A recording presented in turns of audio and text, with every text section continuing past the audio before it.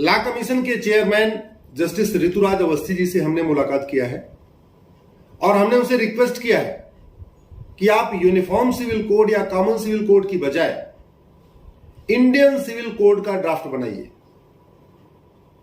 Uniform civil code या common civil code पहले से बहुत डिस्प्यूटेड हो चुका है, इसके बारे में बहुत सारी भ्रांतियां हो चुकी हैं और हमारे देश में इंडियन पिनल कोड है, इंडियन एजुकेशन कोड है, इंडियन टैक्स कोड है। इसलिए अगर इंडियन सिविल कोड बनाएंगे तो कोई इस पर डिस्प्यूट नहीं करेगा। इसका नाम रखिए आप इंडियन सिविल कोड, यानी भारतीय नागरिक संहिता। भारतीय दंड संहिता तो पहले से ही चल रही है, जिसको हम आईपीसी कहते हैं, इंडियन पिनल कोड कहते हैं। और इस इंडियन सिविल कोड में हमने 10 चैप्टर सजेस्ट किए हैं।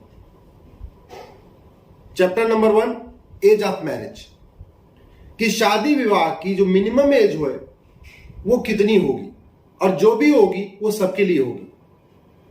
अगर 18 साल रखना है तो हिंदू, मुस्लिम, पारसी, ईसाई के लिए, महिला हो या पुरुष, बेटा हो या बेटी, सबके लिए 18 साल ही होना चाहिए।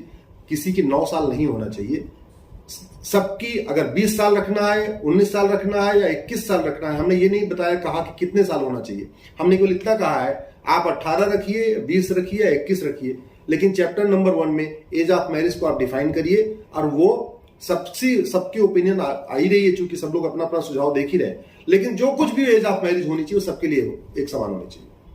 दूसरा हमने कहा इसमें आप chapter number 2 procedure of registration रखिए। शादी हुई उसके तुरंत बाद शादी का रजिस्ट्रेशन अनिवार्य होना चाहिए और वो शादी का जो रजिस्ट्रेशन का प्रोसेस है, जो प्रोसीजर है, वो भी सबके लिए एक समान होना चाहिए। तीसरा हमने रिक्वेस्ट किया है अगर शादी बाध्य सफल नहीं हो रही है, शादी अगर टूट रही है, तो ग्राउंड्स ऑफ डिवोर्स और प्रोसीजर ऑफ डिवोर्स ये सबके लिए एक समान होना चाहिए।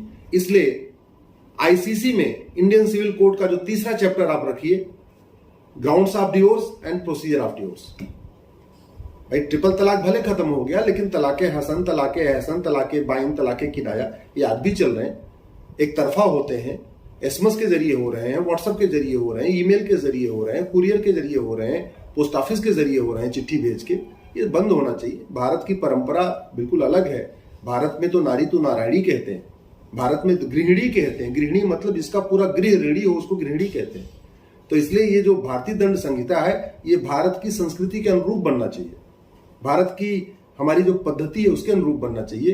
तो इसलिए तीसरा इसमें चैप्टर रखिए आप, grounds of divorce and procedure of divorce. जो भी ग्राउंड्स ऑफ डिवोर्स हो, अगर बाजपन के आधार पे डिवोर्स होना है, कोड होने पे डिवोर्स होना है, नपुंसकता के आधार पे डिवोर्स हो सकता है, जो भी ग्राउंड्स हो वो सबके लिए कॉमन होना चाहिए, हिंदू, मुस्लिम, पारसी, ईसाई के लिए। और जो प्रोसीजर ऑफ डिवोर्स हो वो भी सबके लिए कॉमन होना चाहिए। अगर पहले म्यूचुअल आपस में सहमति बनाना है वो भी सबके लिए एक जैसा होना चाहिए। कोर्ट के जरिए उसके बाद कोर्ट में जाना है वो भी एक जैसा होना चाहिए, लेकिन होना चाहिए सबके एक लिए। चौथा इसमें हमने सजेस्ट किया है grounds and procedure of maintenance. Chapter number 4, grounds and procedure of maintenance. इस चैप्टर में आप ये बताइए कि किस किस ग्राउंड के आधार पे मेंटेनेंस मिलेगा, गुजारा भत्ता मिलेगा।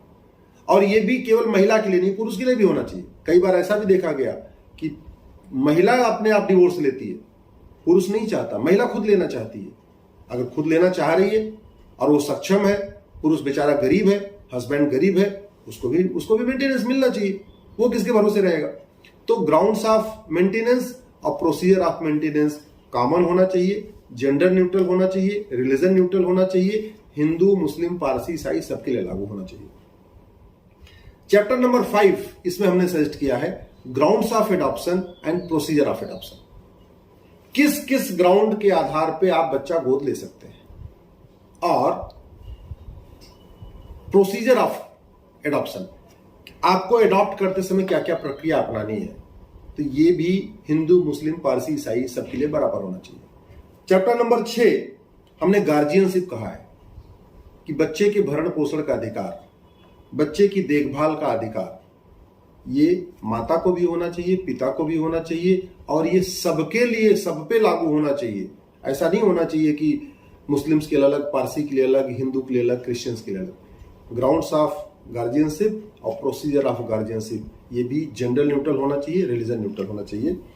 चैप्टर 7 हमने इसमें सजेस्ट किया है सक्सेशन, और चैप्टर 8 सजेस्ट किया है इनहेरिटेंस, यानी विरासत का अधिकार और वसीयत का अधिकार, ये भी सबके लिए एक जैसा होना चाहिए। विरासत करने की जो प्रक्रिया है, जो प्रोसीजर ऑफ सक्सेशन है, प्रोसीजर ऑफ इनहेरिटेंस है, ये भी सबके लिए एक जैसा होना चाहिए।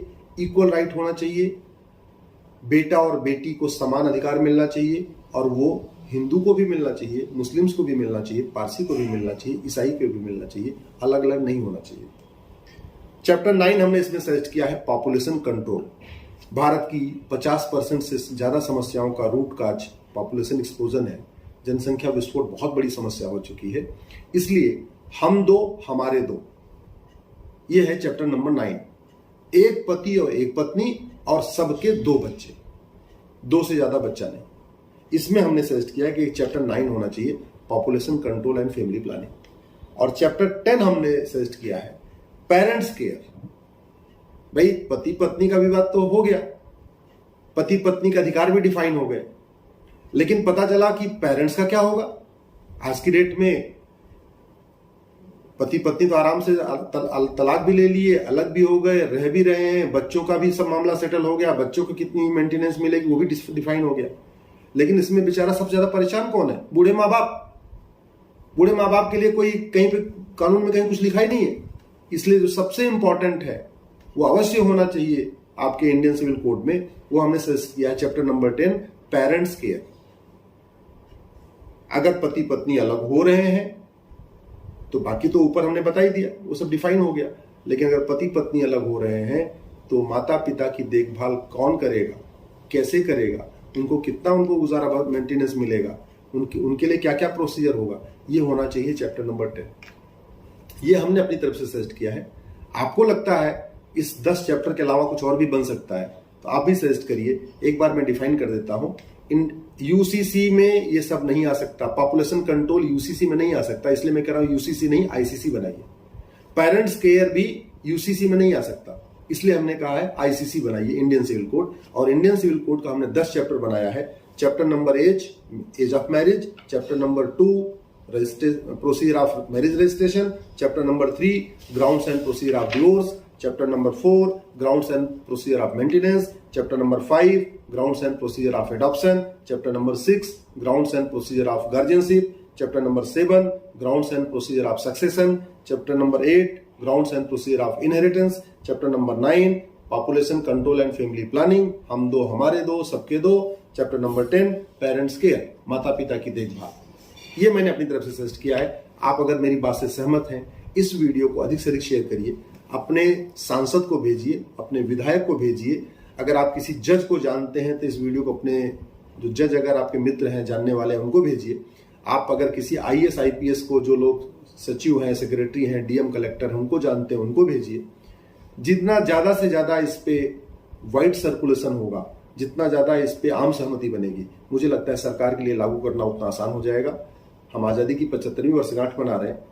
23 नवंबर 1948 को आर्टिकल 44 संविधान में आ गया था। दुर्भाग्यवश अभी तक इस पे काम नहीं हुआ। अब चूंकि लॉ कमीशन काम कर रहा है, तो इस पे जितना ज्यादा लॉ कमीशन को अपनी तरफ से फीडबैक जाएगा उतना अच्छा है। जितना सांसद इस पे बोलेंगे, विधायक बोलेंगे, मंत्री बोलेंगे, उतना अच्छा है। इसलिए इस वीडियो को अधिक से अधिक सर्कुलेट करिएगा।